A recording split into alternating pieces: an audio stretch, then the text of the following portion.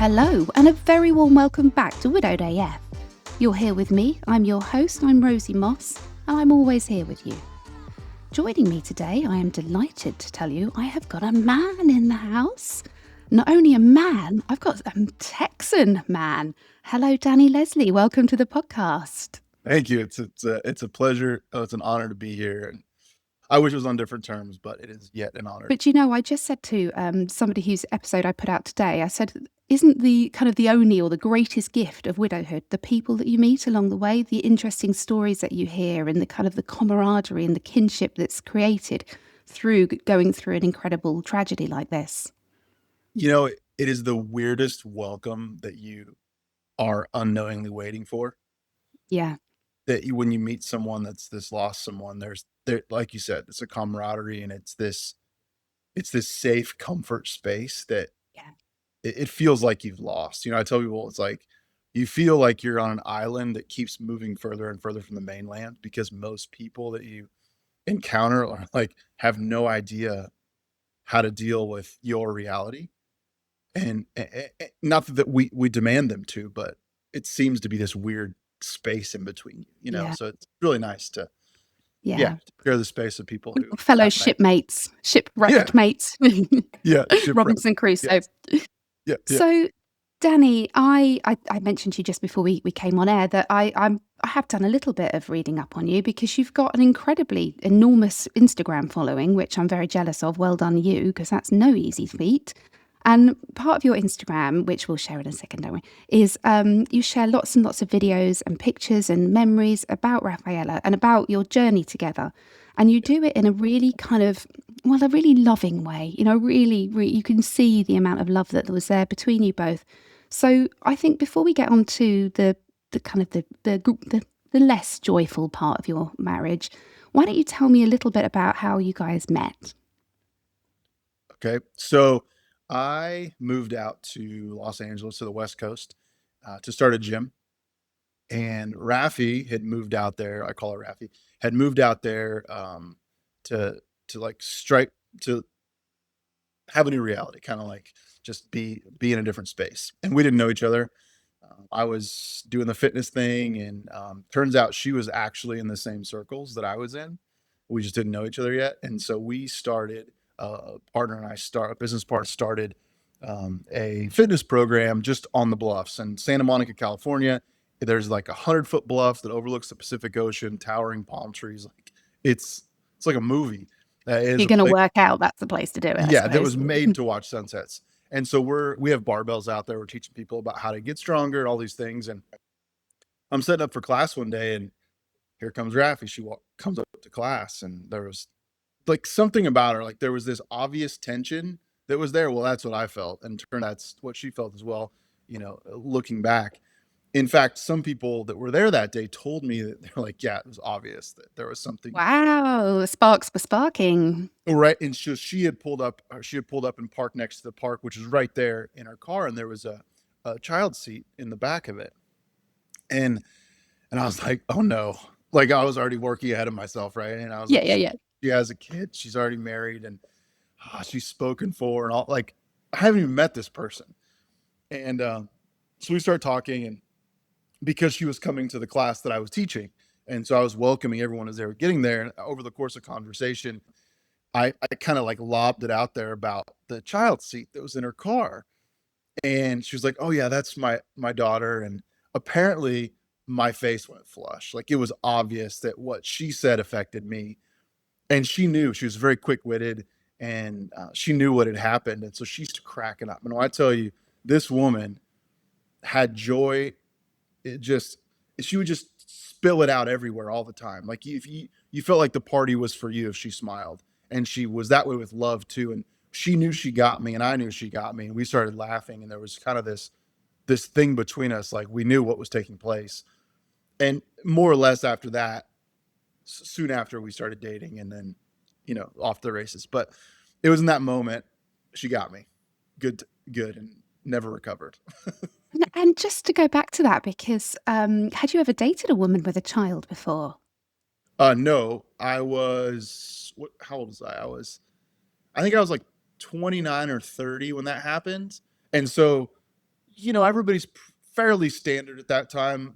People have had some life, but most of the people that I knew, because I had went to college and graduated at, I don't know how old I was, but um, 24 maybe when I graduated college. So there was only about 4 or 5 years that I was kind of job hopping, and the people that I knew hadn't gotten married and had kids yet. So everyone was kind of just doing the jobs right now. Other people, of course, have had children by that time, but the people that I had dated weren't. So for me, I was like, wow, it was more of like, I don't think that I'm prepared Yeah.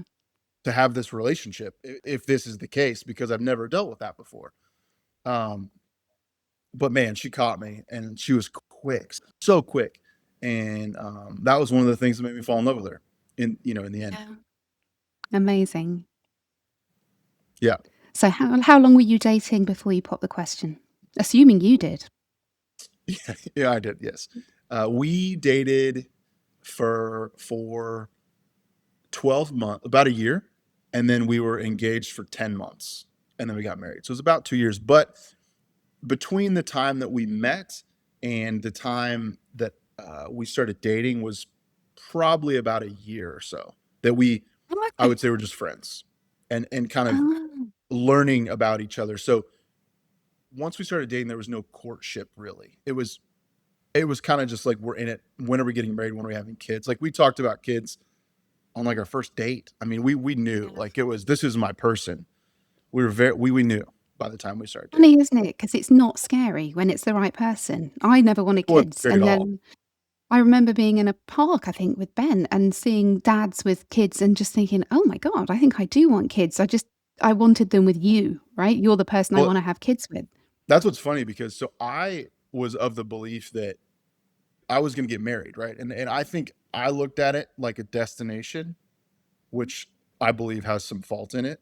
Raffi didn't want to get married, which is interesting. Modern woman.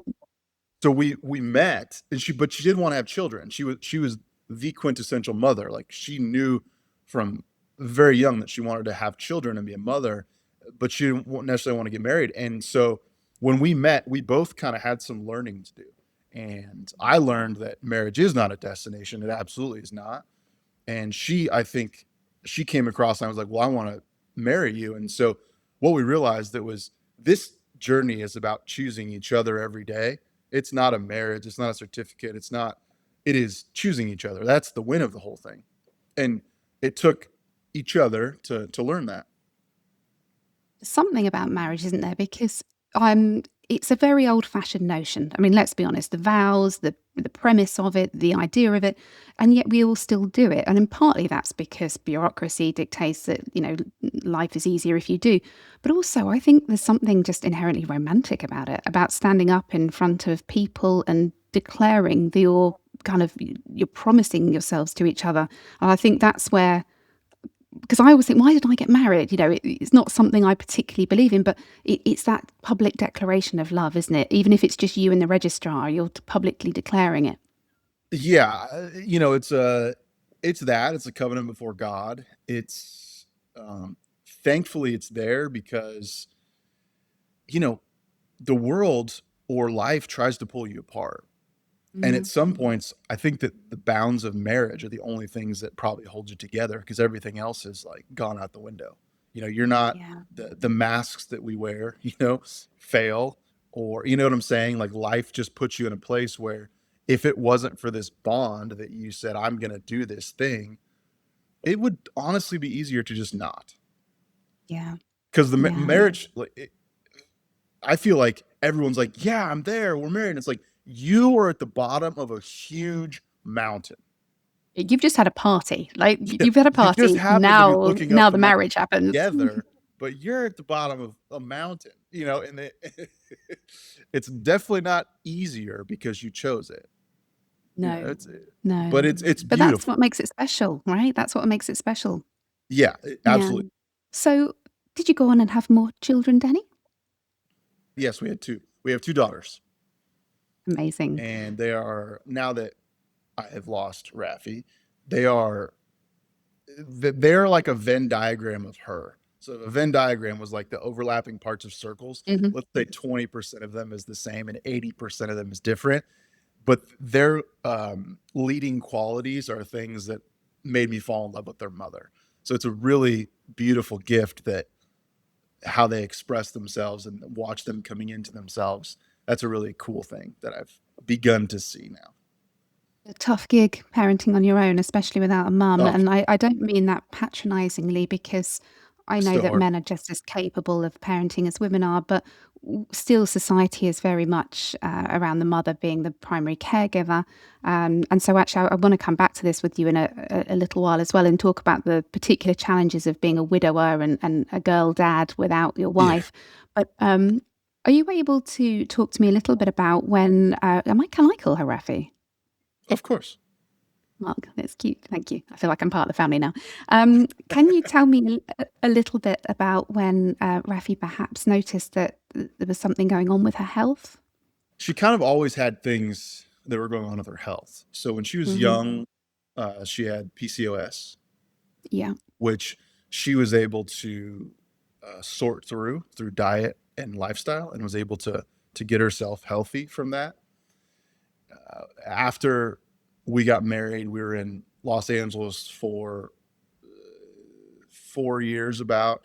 We ended up moving back to Kansas, which then she developed Crohn's due to stress, which is another terrible affliction. She was able to get herself cured of that, and bring herself out of that. And then that's when cancer showed up. So there was always something kind of immune related that was happening with her. She was very smart. She was very diligent, and she was able to get through those things. And that was one of the hardest parts with this cancer thing, is that outsmarting it and figuring it out is beyond. And that was really challenging for her. And a lot of people find the kind of analogy of fighting cancer quite difficult because sometimes it is too great an adversary and you can't fight it. Yeah. And actually, from how you're describing Raffi, she's a woman that something came along and threatened her kind of quality of life, and she would fight back as hard as she could. But with Yeah. something like cancer, as we know only too well, like I say, it's an unbeatable beast. What kind of cancer did she have? It was squamous cell carcinoma, which is a skin cancer. She, for her, it showed up on her vulva, which is, Okay. as a woman, I don't think there's a worse place for something to show up like this, especially as someone who, prides themselves on being a mother. To have it attack her reproductive areas really just feels very unfair. Yeah, absolutely. And Yeah. also, we think of skin cancer as being something that you get from sun exposure, Yeah. but I can't imagine her vulva got that much sun. I mean, I don't know what you guys got up to No, in your no, private life, but no. But it's very weird because all of the, let's say, peers, like in the cancer cases world, were like women in their 60s that, smoked and just lived very unhealthy lifestyles. And she was very healthy. She was an athlete. She was a super athlete. She didn't fit any of those descriptions. And so this case of her case of cancer was, doctors kind of looked at like, I don't know what to do. And that's quite unsettling when it's coming after you. and also, and I don't know whether it's true of this particular cancer, but oftentimes if somebody is young and fit and healthy, the cancer will be missed or perhaps misdiagnosed because they don't have any of the accompanying symptoms which you might expect because their body is fit and well otherwise. Yeah, yeah. I mean, there wasn't, other than, tumor load for her, which was the thing that how it expressed itself. Until we were far down the road, there weren't, like physical sickness or things like that. It was just this growth that's growing and painful. That was the expression of it. Poor Um, woman. yeah. And how old were your daughters at this time? So she passed when they were 8 and 10. That was about 5 years. So they were like 3 and 5. Gosh, so that's really, really difficult to have to try and explain to young, very young children that mum is perhaps not very well. I mean, you said that she was pretty, apart from the tumour, she was quite well in herself. When did you have the conversation with the girls about her illness? So that there was initially, when we found out that she was diagnosed, it was after a surgery. So she found a growth that was on her vulva and was like, "Hey, I got to get this thing checked out." Okay, let's go to the doctor. And so we went, and the doctors said, "You need to get this taken off like right now." And so, okay, fine. So we'll do that. And so the next week we were in surgery, like 3 or 4 days later. After the surgery, when she was in recovery, the surgeon came in and told me that the mass was cancerous. And so I had to deliver the news to Raffi later that night. And that was when it started. So that conversation at 8:30 at our house, PM, when she's waking up from surgery, was when our life exploded, because up until that point we didn't even consider cancer. It was just, this thing hurts, I need to get it taken off. There, we weren't Yeah. talking about cancer.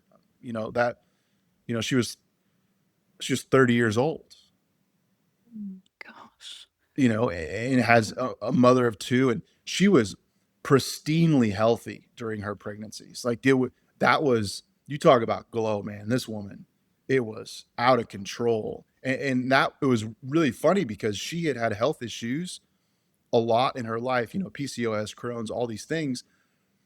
And when she was pregnant, it was like a well of fertility. She was so, just, it was unbelievable. And we would joke, like, should we just get pregnant again? I mean, it was that, we would Yeah. joke about that because she was so healthy in that time. And so it was so hard to understand after, these kids. And then, like I said, our youngest was 3. When this came up, it was mind boggling. You must have just been thinking, "This is not happening," this is you talk about that kind of out of body experience where you're thinking, Yeah. "No, this is happening to somebody else. This doesn't happen to us, not us." And it must Yeah. have been just terrifying to have the big C, that horrible word, said to you, and then to have to break the news to your wife as well, to have to do that. Yeah. Talk about being the messenger of doom. That's awful. It was like holding a bomb. And, Yeah. you know, I, she came out of surgery early afternoon, and she wasn't with it enough to talk about it until 8:30 that night. So there's about 5 or 6 hours there where I was just holding on to this bomb that I had been handed by the doctor. And in that time, she woke up a few times and was questioning me, and I knew she wasn't able to have that conversation. So we didn't say anything. I didn't say anything. And her family was at my house waiting for us to come home. And I wasn't going to tell them before I told her. And it was just this terrible moment. And then to, tell her, and then, your whole, everything is different. I mean, we were living on a ranch at that time. I was managing a ranch. We had a herd of alpacas. One of them died. We had sold our herd of alpacas. We sold a coffee trailer business. We sold an RV. We were just saying goodbye to all these dreams that we had, that we were literally living to make space for this firestorm that we didn't even know what it was. And it was coming. And that was kind of where our life went. And at the time when you received the diagnosis that it's cancer, I'm assuming that you Googled because maybe not, but I know I would have Googled. And did you have any indication of what this might mean for her, whether it was a type of cancer that could be beaten with the right surgery or treatment, or did you know quite early on that it was a terminal type? You know, it was, technically it was gone because the surgeon removed it. So we, like, well, yeah, it's scary, but technically it's not there anymore. She believes she got clean lines. So, and then after you have a major surgery like that, you're in recovery for 12 weeks. I mean, she couldn't sit, she couldn't walk hardly, like, there, it was very limited. And they can't do anything. They're not going to check anything out. Well, it was during that time that one of her lymph nodes started to grow in her hip. And but there's nothing you can do. Nobody wants to touch you after you've had, unless it's a oncologist. Like, no one wants to mess with cancer. Like, we had a time where this growth on her hip got to the size of a grapefruit. We thought it was going to burst through her skin. We went to the ER. They literally sent us home. They were like, "No, you're a cancer patient. We can't do anything about this." And I mean, it was like a water balloon. Like, it was going to blow up.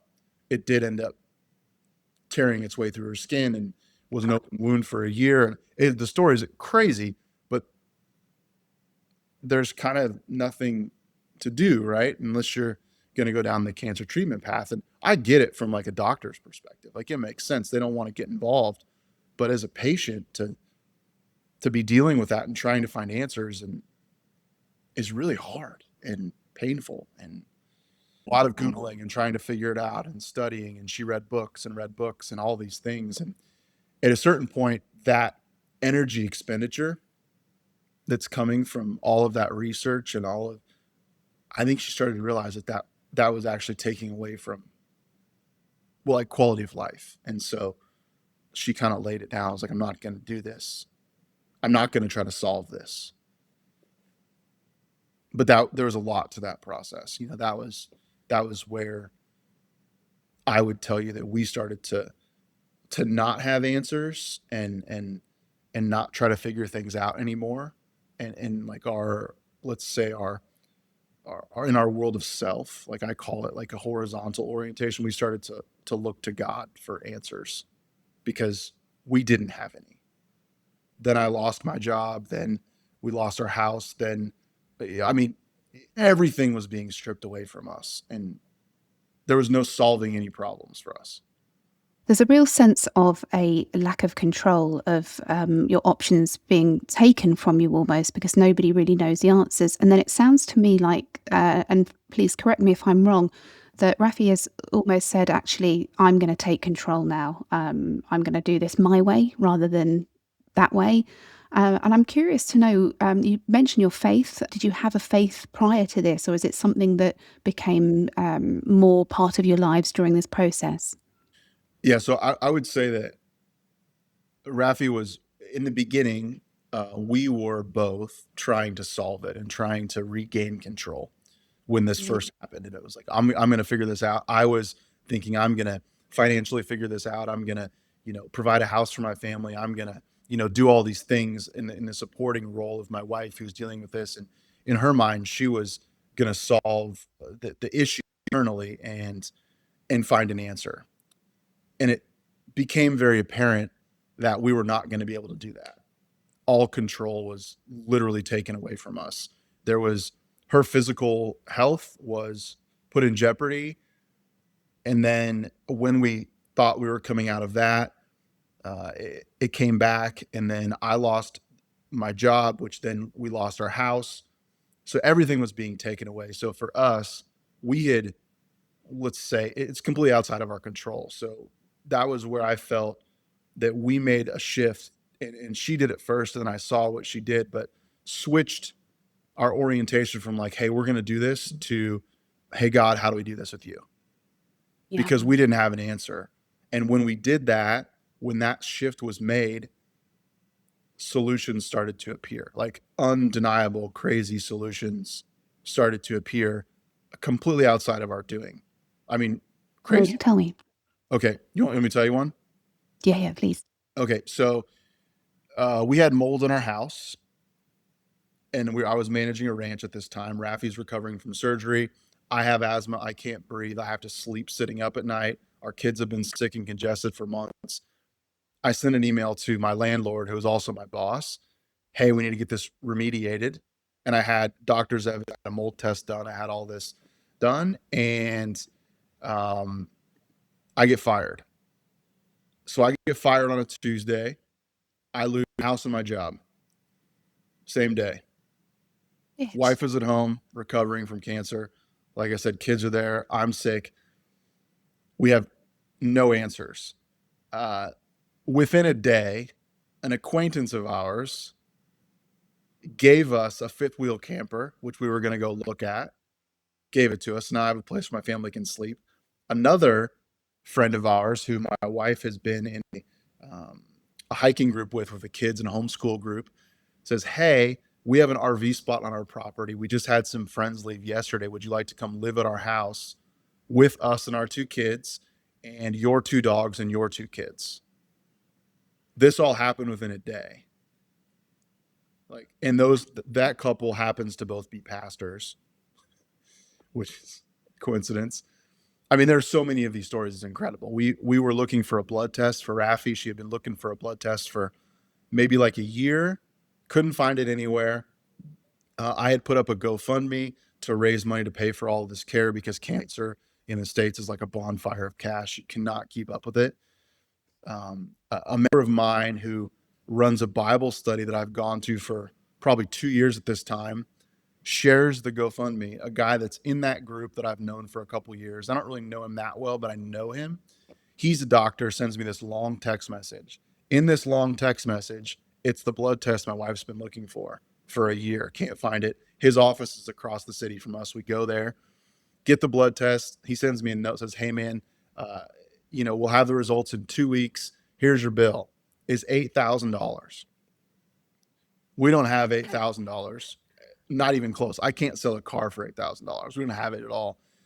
And I just kind of said that to him, and he said, "Okay, well, we can give you a friends and family discount sort of situation to make it $6,300. I said, "Okay, cool. I appreciate that, but I can't get I even haven't got close." it. I'm like, I might have $1,000 maybe if I dig in the couches. We're just emptied out for money. And it was in this message. I'm sitting there and Raffi and I are talking about this, and I'm sweating, and it's in the front room of our house. And her phone goes ding, and one of her best friends, completely unrelated to any of this, messages her and says, "Hey, my church has been talking about your family, and we want to give you last month's tithe."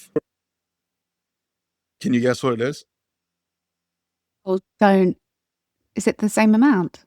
$6,300. Oh, wow. It was completely unrelated. I mean, the exact amount. It was unbelievable. That's And insane. so what started to happen in our story is there's so many moments that the solution was literally, in the most literal sense, just given to us.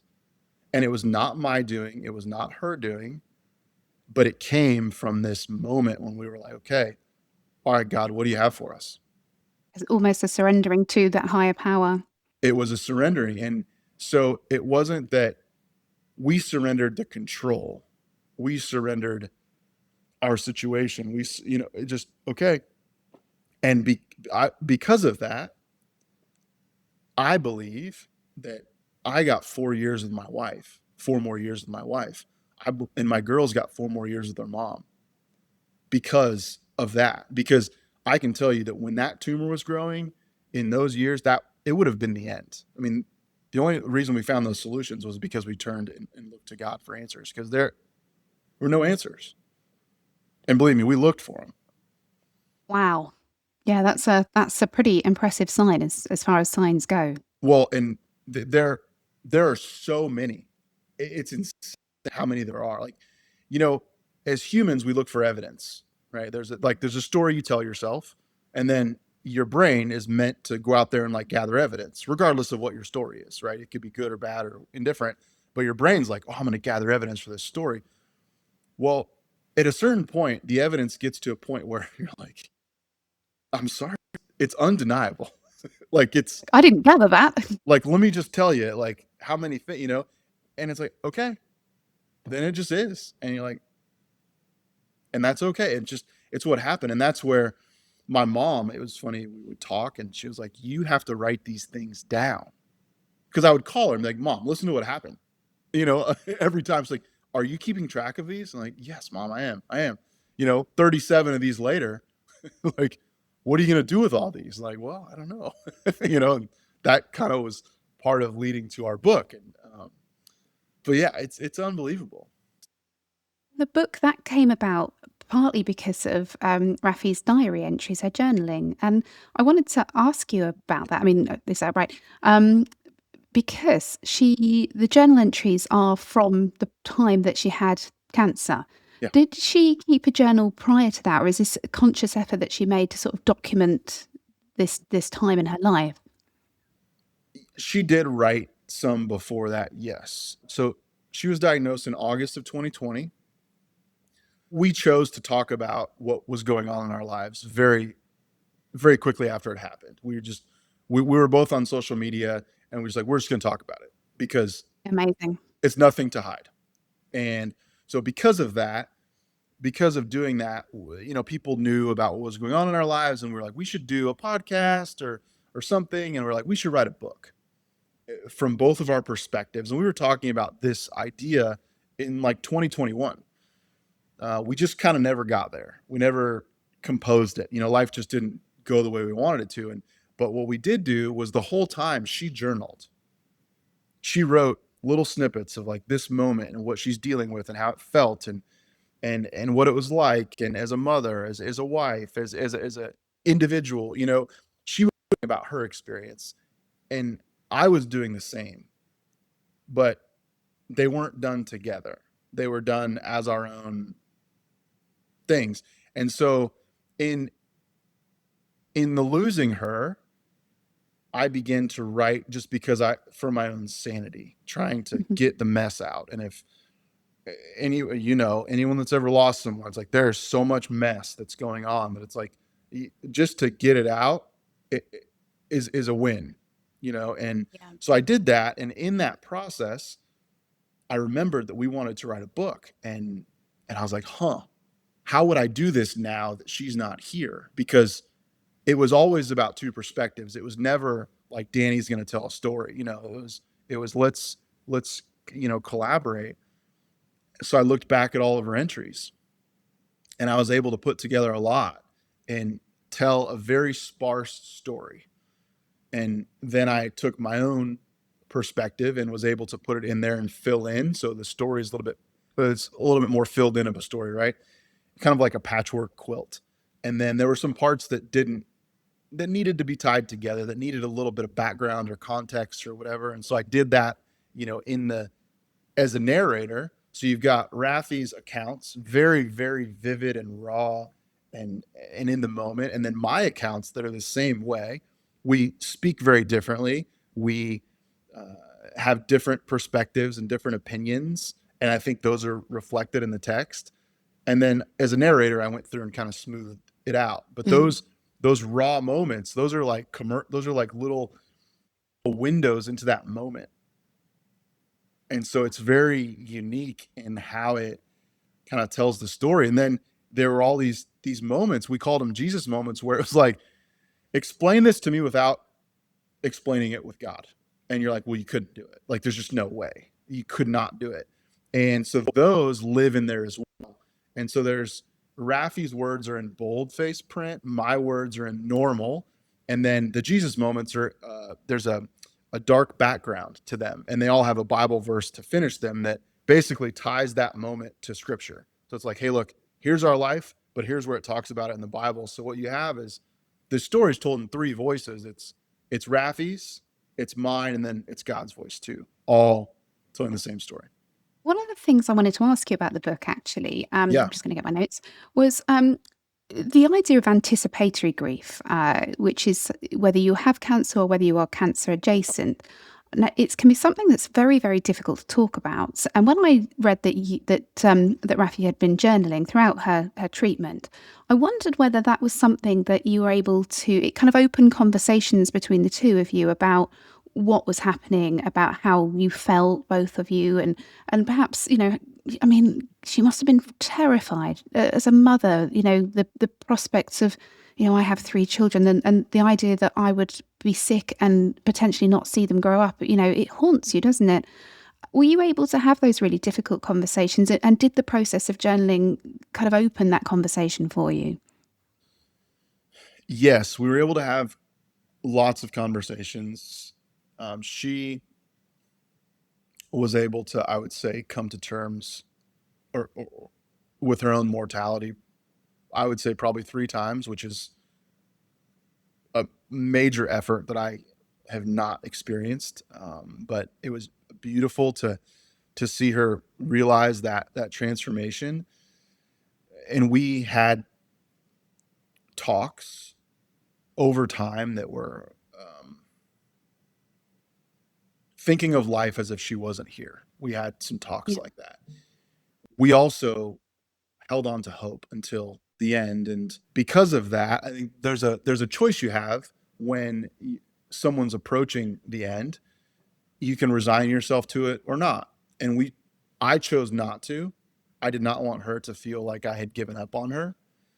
And I think that's what she was thinking as well, but I don't know, because for her, her mental faculties ended up going before she actually, her body gave out. But we had a lot of those talks, and what I realized was a gift. Then this is crazy to even say, but the 5 or so years that we had where her health was declining was were the saddest years of my life. I mean, my whole 40s were that. And but in that, what I realized is we got to grieve together, and we got to be sad together, in our kids, all of us. I mean, I can think of times, 100 of them, where we would go out in public and go to a coffee shop and just be so sad because of our life, and just trying to get some like piece of normalcy. But those moments where we got to be sad together, we got to do it together. And I realized, because I've Powerful. spoken to a lot of people that have lost people suddenly, and they didn't get to do that. And I realized the gift that that time was, because at that point it was a very heavy bag to carry. But man, looking back at it now, we got to do that together, and got to hug each other and cry with each other, and and work through it together, and that is really, really a gift. Yeah, I put out a clip today actually from an interview I'd done, and it said, "What do I do now? My comfort has gone. The person I turn to for comfort." Yeah. This was a guest that said it, and I really related to that because my husband died suddenly. He died in a scuba accident, and so I had to do all my grieving alone, really. And my children were quite young, so they needed me, and that really touched me actually hearing you say that, because the person that I wanted to lean on and grieve with wasn't here to do that with. And to be able to have that, and also to model that to your daughters, to model that, Yeah. this is a really terrible, sad thing that's happening to mum, but we're going to do this together as a family unit. That's something that I imagine has kept you and your daughters very close. And do you still have a very open dialogue and, real kind of ease of conversation with them around these kind of difficult topics? Yeah, we chose to do the whole thing together as a family. So Yeah. the girls knew about everything. They didn't necessarily know it was cancer at first, because they were so young that the word wouldn't be helpful for them. We just talked about mama having a bump. But they knew everything. We traveled together when she was ill, and there was 4 months where we went for treatment in Scottsdale, Arizona, and they went with us. They didn't see the blood and the wound care, which is inappropriate for a child to see anyways, but they knew everything. There was nothing hidden. And she passed in this house that I'm in right now. They were there every single day. And that has really been a gift, because as adults, we want to protect our kids, but losing someone, like in this case, is also new to us. It's new to me. I've never done this before. And I've found that kids very typically weather storms better than adults do, and they're more connected. They have less layers that life has put on them.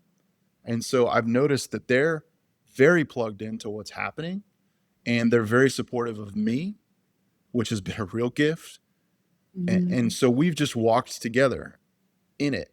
And because of that, today, if someone's struggling, my kids, they'll tell me, and we'll talk about it. And it's very commonplace to sit here and talk about being sad, or missing mama, or it's very open for us. And that's really fruit of that decision that Raffi, and I came to, is like, we're going to do this all together.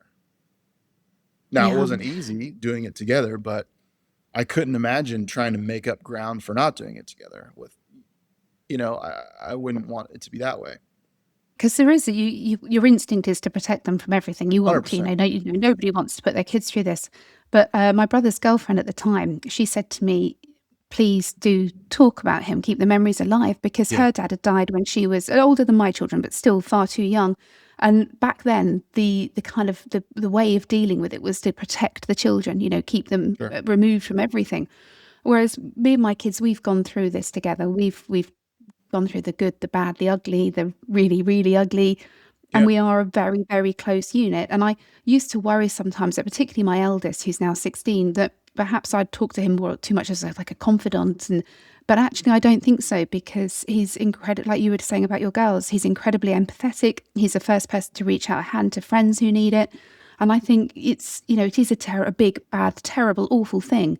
But if you can bring your kids closer and go through this journey together, ultimately, for most people, you'll end up with a closer bond. While we're on the subject of the girls, it's always a bit of a tricky one. We talk about children, but I was wondering if you were able to just talk to me a little bit about when Raffi died and how you explained that to them, and how they kind of came to terms with that. Even though it's coming, it's still a massive shock, right? Yeah. So there was maybe an amount of weeks, 2 or 3 weeks or so, where the writing was kind of on the wall that we were getting towards the end. And the last week, she was on hospice for 1 week. So the thing that I was most afraid of is that I'm most afraid of her falling, because when people fall, it's the end, right? You just, especially when you're in a weakened state. And so we had the conversation of bringing hospice in, which was, Raffi was so gracious in that conversation, and we chose that together. And that was on a Tuesday. They moved everything in the house on Wednesday. She fell on Thursday, and right in front of the girls' bedroom. It's one of my worst things that I can remember. Just complete chaos. Everyone's screaming, everyone's freaking out, can't get her off the ground, like just horrible. And so then it was, she was in the hospice bed, and that was where she stayed, and for the rest of her days, which turned out to be a week. And in that period, maybe with a couple days left, I just pulled the girls into the room and I said, "Hey, girls," I said, you know, "I think Mama's going to go be with Jesus soon." And she was, at this point, she was non-responsive. She wasn't verbal. She wasn't interacting at all. And I said, "Listen," I said, "if there's something that you want to say to Mama," I was like, this is your time, and she's not going to hear you. And like, she's the same Mama that she always was, because someone, when their cancer just like takes the color out of you, it just, like, all the vibrancy just leaves, and you just don't look like yourself. And I just told him, I was like, "Listen, she's the same Mama that laughed with you and held you and loved on you." And I was afraid that they weren't going to go in there because they were afraid. And man, I was like, "You can do what you want. There's no pressure." And they ran in there immediately, and were, talking to her, and they had been in there every day. Um, they were just so ready to love on her, and then it was the same way after she passed. That she passed, and I pulled the girls in there and I said, "Girls, no one should ever have to tell you this. Um, but Mama went to be with Jesus, and she's not there anymore. And you're welcome to go in and see her, and whatever you're welcome to do, whatever you want, but no one's pressuring you to do anything." They ran in there again, and they were like, "Papa, it's not your fault. You didn't do this." And I was just like, man, these kids are comforting me. Like, I'm trying to help them, and they're helping me. And it was just a really beautiful time. And you just realize how ready and available they are to just live and be in the moment. And those are the things that I realize we as adults, by not letting them experience things, are really not doing them a service. And those were two examples where they just went far and beyond what I would expect from an 8-year-old and a 10-year-old going through the moment they're going through. And the emotional bandwidth of those kids is more than a lot of adults that I know. It sounds to me like you very much gave them a choice as well. You can go and speak to Mama, but you don't have to. Whatever you want to Yeah. say is up to you. And I think there's something, again, we talk about losing our autonomy and our kind of our voice when we're widowed, and the same can be said for these children. And so often, I've spoken to a lot of people who've given them the choice of whether they want to perhaps see the body or not, and actually that just makes them feel like they have this tiny, minuscule amount of control in what's Yeah. going on around them. Gosh, I'm so sorry, Danny. Um, Now, after Raffi passed, were you well supported? I'm guessing that the church community will have rallied round you a little bit, did they? Yeah, we've been very blessed in all of this. There have been there's been so much support that's come from so many directions, and um, we just it's been really beautiful. And I don't know what I would have done without it. I No. probably wouldn't have made it. I don't know. It's Um, scary, isn't it? When you look it back and is, think, and how it's the hell did I make it? you know losing. I mean, she's the heart of our family. She was the heart of our family, and I remember sitting on my couch, it, and the girls started 5-day a week school. They had never gone to 5-day a week school because we homeschooled them. Raffi was a teacher. They had never gone to 5-day a week school, and she died in December. They started in January, so had to take them to school. I couldn't even talk. I could barely even interact with people, and I'm a very social person. Like, I want to talk, and I couldn't even say a word. I mean, I was just in tears.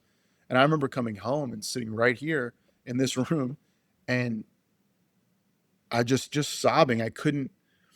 I still to this day can't imagine how to recreate the sense of home that she was, like the love, the joy, the like. I mean, there's no way. I don't even. I can't even fathom it. It's so terrifying to me. Like, for me to be the nurturer takes everything out of me. I Mhm. can do it, but man, it's we talk about like roles that we have in our life. It's like very commonly the man is the one who works and brings home money and whatever. Well, yeah, that was me, right? And Raffi was like the top of the top of the top of the nurturing. Like, she was the best ever. And so for me to put on that hat and to be that role, just I feel completely spent, and I still feel like I didn't do anywhere near what she would do. But then there's like the rest of the roles that have to be attended to. I'm Mhm. like, I don't have anything. I feel completely zapped. And so it's the interplay of like trying to do those things. It's so exhausting. The kids get into a battle or whatever, and like the kids do, and to bring everything back to harmony as a parent, as a nurturer would do. Then I go in my room, and the grief hits me, and I feel paralyzed because I miss her. And Yeah. it's this, I don't know, it like You're having to become two people, aren't you? Because I yeah, was lucky. I stayed at home. My husband, I was on maternity leave when he died, and then suddenly I'm now responsible for putting food on the table and yeah, cooking the food that's on the table and yeah, making sure the children are ready for school and the baby's all right. And even now, I'm 8 years in, and even now, sometimes I'm like, I cannot do this. I cannot be two people all the time. It's exhausting. I finish doing one job and then I do my work job, and then I'm back to being a mum job. And I actually have my youngest is home educated at the moment, not necessarily through choice. I am not a teacher, but she was really struggling with being in school. So I have an enormous amount of more respect for Raffi on top of the respect I already had that she was homeschooling the girls, but also what a blessing for them to have had that time with her, to have that real intense time with her. yeah, Like the nourishment that she would have poured into them in that time. I mean, from what you're telling me, it just sounds like she was the most incredible mum. yeah. I mean, they spent every day with her for their whole life. Mhm. She was home with them every day. Then the loss becomes that much more apparent because she was with Yeah, them every day. It's a double edged sword almost. yeah. It's interesting because I don't know what the stats are, but it's something, like the first, comparing like mother to father, the first 7 years of a kid's life, mother is the primary one to be with that the kid needs, right? And then after that, then the father kind of switches over, and not the mom's not important then, or not the dad's not important at first, but they had her for all of those years. Our youngest turned 8, and Raffi passed, 2 weeks later. So she was able to get 8 years with her mama, and 8 plus, and that's such valuable time. Yeah, it really is. It really is. I like the way you said that, the women basically, we do the hard work till 7 or 8, and then the men, the fathers kind Yeah, of swoop in and get and the it's glory not when that all the tough work's done. it's not that the man's not doing anything or the woman's not. It's just for what the kid needs. Mom's Yeah, fulfilling that, yeah, and I just think was very in style for her to be for that whole time, because yeah. she was a mother and she was the best of them. And yeah, How does being a solo parent and a widower, how does that work for you? How do you find your place, your in the world again? Because you've got to almost rediscover an identity all over again, haven't you? yeah, it's really being strung between two things, because I really, really don't want to accept that this is where my life is. I just, I really don't. I really don't want to believe that this is what happened to our life. But that is holds tension with life as a gift, and it's not something I can deny. Because if you were to give me one more day with Raffi, it's like, you give me another day with her life, that's a gift. It's like, well, then isn't my life a gift? Yes, it is. Okay. Well, if it's a gift, then you can't not want it. You know what I'm saying? And there's been a real friction, I think, as the days have fallen in between losing her and today. That friction is starting to lean more towards, I am grateful for the gift that she was in my life, more than I am upset about the sadness. Mhm. Because I also realized that, I could have also never met her, and I could have, I don't know, done anything else in this world. But I would 100% not want that reality after experiencing the reality that I have. And there's this real tension between, here's the life you have, and now what do we do with this? And thank God for the writing, because it's allowed me to connect the two and feel like what I'm doing in this world is still a piece of the path that I was on, as opposed to this new life where I get to, whatever.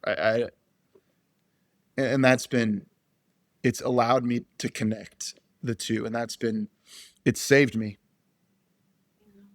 It's interesting you talk about that, the sadness and the joy, if you like, because they do have to coexist, don't they? Because the sadness isn't going anywhere. We can fight that sadness as hard as we like, but it's not going to go anywhere. So you have to sort of build the joy and the love and the happiness around it. And it sounds really easy to say that, oh yeah, I'll just build some joy around my sadness, but it's not easy. It's really, really hard work. And especially when you are a solo parent and you are exhausted and you are heartbroken, but if you can find those little moments of joy and bring them back into your life and back into your children's life, they kind of multiply, don't they? You find one and then it leads to Yeah. more. And it's a bit like if you smile at a stranger in the street and Yeah. then they smile back at you, you feel better about your day. Whereas if you cut somebody up and you're beeping your horn, then your day generally goes a little bit south. And it's a difficult thing to do. I did it when Ben died. I every day on Instagram I post a moment of joy. I mean, they were pretty lame sometimes, Yeah. but it made me find one little glimmer of hope in there, because at the time I couldn't really see any hope. I really thought my job was going to be to get my kids through to adulthood and to just, at best, I was going to exist. And actually, it's been a rocky 8 years. It's not all been joy and Yeah. happiness, but you describe it as this gift. I'm still here. I'm still here, and life, it is brutal and cruel sometimes, but it also is beautiful and amazing. And yeah, you do you make that choice. You make the choice of whether you're going to just exist or whether you're going to live. And it doesn't sound like a big distinction, but it's a massive one. I used to think, if I was the one to have died, what would I want for her? It's like I would want her to live the happiest life she could live. Yeah. And I would want her to be joyful. I would want our kids to be joyful. I would want, yes, like it's okay, be sad for at a time, but it's okay. It was my time, and be happy. And then, so I answered that very easily. And then I had to think of it the other way. And that was a little bit harder to accept, because if I do that, it means that I have to move forward, right? It means that I have to do the thing that hurts. But I believe in my heart that she would want me to be joyful. And and be joyful for our kids, and lead them, and all of those things. And then it was like, okay, well, it's time to do that. Yeah. Let's go. And so I feel like I have joy in one hand, or gratitude in one hand, let's say, and sadness in the other. And I don't really feel any tension between them internally. I Yeah. used to feel like if I laughed, that was an insult to my love for her. And Yeah. it's not true. It's a lie you tell yourself. All the thoughts that go through your head when you're in grief hold weight, and that's okay. They should, right? But I realized that it wasn't true for me. And so lately it's been, there's sadness, like you say, and it comes out of nowhere, and it shows up whenever it wants. But it's okay to find joy. It's okay. Yeah. It's not doing them a disservice at all. And also not to be afraid of the sadness, because Yeah. it's going to come out. And actually, if it comes out in little incremental bits, you're a bit of crying in the bathroom, or a bit of shower crying, or car crying, wherever you choose to do your crying, it lets it out in a little bit. So it's not sitting there on your chest all the time, weighing you down. Yeah. I found that if I could participate with it, I was much better off. And by Yeah. doing that, I do that when I write. I would do that, like I would walk with a weighted vest for a while, but it would allow me to each day, like, take a little bit of bite of like the darkness that's in the cave. And then when it did show up, I was like, oh, cool. It's like my old friend, like, sadness is here. Cool. Like, I wasn't avoiding it like it was the plague. I was participating with it. And in doing it, changed my whole relationship with the whole experience. Powerful, right? Powerful. Another thing that really strikes me as powerful from talking to you is this book that you've created. I want to just talk a little bit more about the book, because Okay. one of the things that we really fear when we think about our own mortality, or even the mortality of the people that we love, is the idea that they'll be forgotten. It's one of the reasons I do this, is because people come on. That's why I always ask you guys to talk about the person that they were, Yeah. not just about the way they died, because it's a way of keeping their legacy and their memory alive. Yeah. Now, you've got this really tangible piece of Raffi in this book, because you've literally got her words. Yeah. And as we were talking, I was just thinking, what a beautiful thing that is to have, and for your daughters to be able to have, and to put out into the world, to share her story. You must be very proud of that. And I just wanted you to kind of promote your book a little, just tell people what it's called, and perhaps where they can get it. Okay. Yeah. I I am very, very proud of it. And it is a family project, because Raffi's words are in there. So are my words, but also our girls wrote in the book as well. So it is very much our family story. And that is so beautiful. I've had some moments where, like the girls' teachers, for instance, that love our kids and that have found out about our story, now have read the book and get to Mm. their mama. And that has led to many more happy tears than you would imagine. And that's been the most beautiful experience. So, yeah, our book is called Thank You, Cancer. There's a reason for the title. I realize it's a polarizing title. There's a very good reason for it. It is in the book. I will not tell you. Um, but Nice. yeah, our book is available on Amazon. You can get it all around the world on Amazon. There is a way to get it from me. I have them in my garage, and the reason I would tell you that is because I do personalize all of them, so I'll write in there to you. And if that's something that you would like, reach out to me on Instagram or my website. My website's Danny Lesslie. It's LESSLIE.co. And you can reach out to me there and I will send you one. Also, the publisher did a really beautiful job on the book. Amazon doesn't quite do the same quality. So if you're a book person, it makes a huge difference. And I have actually, if you want to pay for shipping, I have sent some to the UK. Do you know, I've got a book out as well. Just gonna drop that in there. Get it, girl. And Get it. I'm the same. I have a stash at home, and I Yeah. personalize them. I send them out in a beautiful envelope, and also mine's got like a shiny font on the front, and Yeah. and Amazon prints don't do that, do they? Yeah. And it's just there's something lovely as well, isn't there, about going to the post office with your books? And I always say to the cashier, I'm like, I'm just posting my books today. Well, and you can agree with this probably is like I care. Like, yes, Yeah, obviously I would love for a lot of the books to sell, but I genuinely care what you think of the book. Like I yeah. want Scary, isn't it? it is well, I mean, in my case, the book is a big piece of my heart is going out into the world, and a very, very vulnerable piece of our life is going out there into the world. I care what you think and how it touches your heart as a reader. I really care. And I think people, their experience of reading books isn't that personal. It's like, oh yeah, I ordered a book off Amazon, I read it, and it just, whatever. It's like, that's not what this is about. That's not what this is.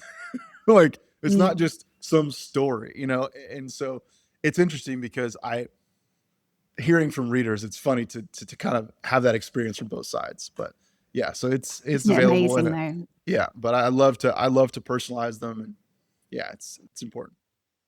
Well, we'll absolutely put some links in the show notes so people can find you.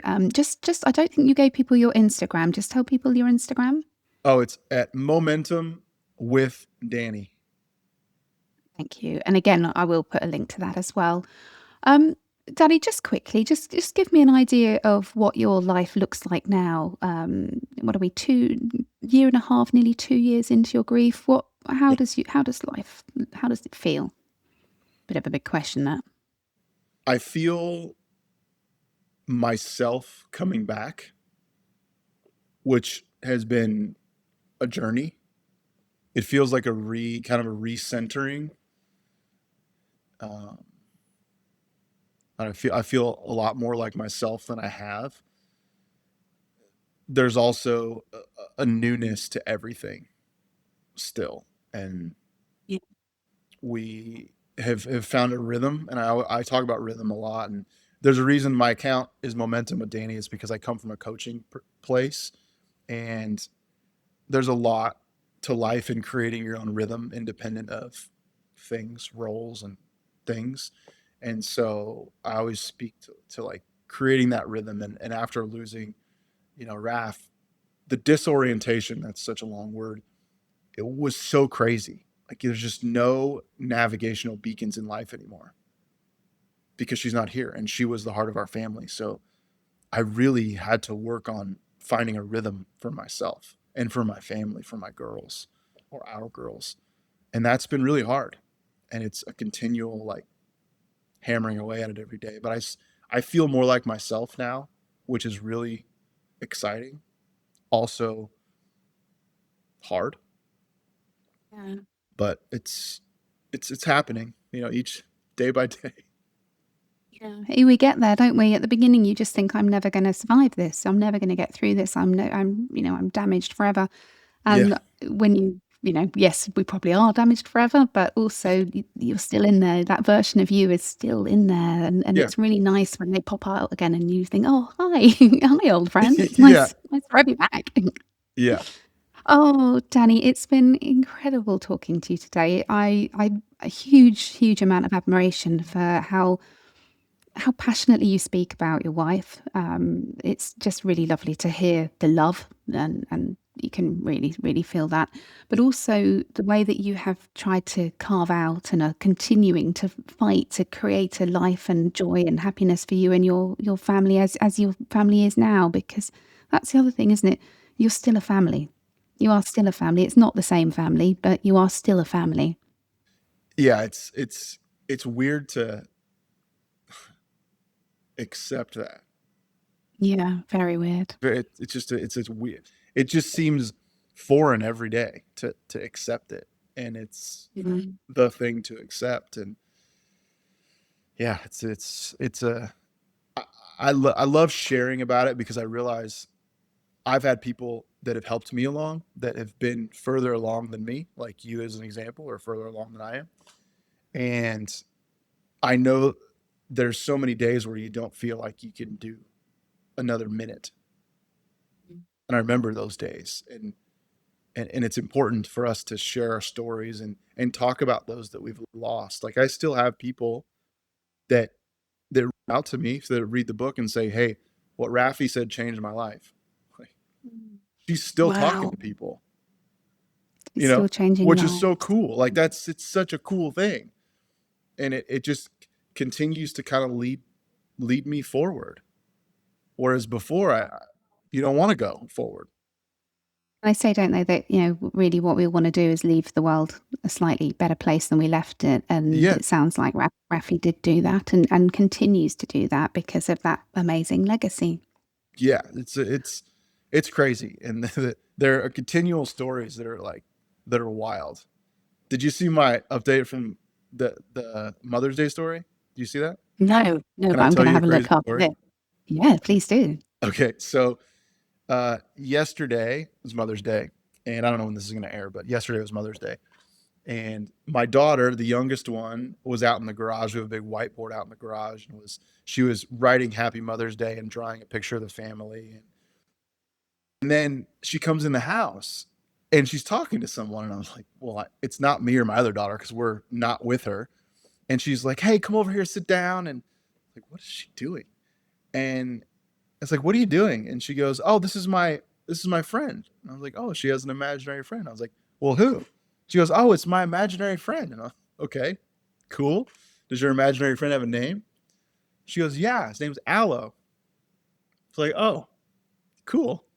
That's cool. Whatever. It's a kid having an imaginary friend. Like, it's amazing." But she hasn't really had one ever. This is kind of a first thing. And so we go to the river yesterday for Mother's Day, which is where we took Raffi before she passed, and then we come home, um and I was thinking, I was like, oh, when Raffi, well, like in 2017, before the girls were even here, I'm sorry, they were very, very young. She had a brand called Aloe Mother, which is aloe mothering is something I believe elephants do it, and she loved elephants, but it's like taking care of all the kids, right? The moms are just taking care of all the kids, not necessarily your own kid, but all the kids. And so she always wanted to, or she always worked with moms, and she was a doula and all these things, and she made this brand called Aloe Mother.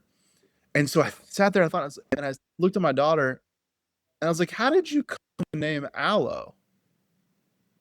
And she goes, "Well, I asked my friend what he wanted to be called." And I was like, "What?"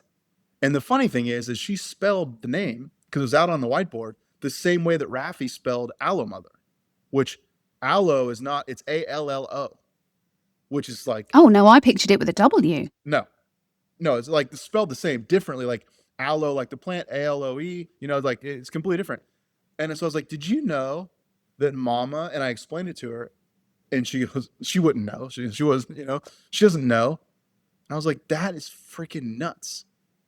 That is crazy." On Mother's Day, my 9-year-old, who's really, really been battling missing Mama for a long time. I mean, really battling it. Not that we all aren't, but she's really been vocally, telling me about it. Has an imaginary friend appear on Mother's Day whose name is literally the same name. It's crazy. And I think whether you believe in this stuff or not, you have to take some comfort from these things, don't you? I mean, You have you could, yeah, you could I'm gonna say I'm gonna read your book, and I'm gonna read all these signs because you could say I'm no, it's fascinated not. And by it's like, okay, but once you see the stack of evidence that I'm telling you about, you're like, yeah. okay, hold on, this, I don't believe it. There's no way. And there's plenty more, but it's those things that, like, there's something going on here that is far beyond my little brain. It's cool. It is cool. It's very cool. Well, Danny, thank you ever so much for coming on today. It's been a delight. Thank you for doing And this. oh, you're so welcome. You're so welcome. Big deal. To those of you listening, if you have been affected by today's episode or you have any more questions for either me or Danny, we've given you Danny's Instagram. Mine's widowed_AF. And you can send any questions to me. You can send them direct to Danny. But for now, guys, you take care of yourselves and do take care of each other as well. It's a goodbye from me and a goodbye from Danny. Bye, guys. Thank you. Take care out there. I'll be back with you next week. Bye-bye. Thanks for listening. If you found this episode helpful, hit follow or subscribe so you don't miss the next one. And if you think someone else may benefit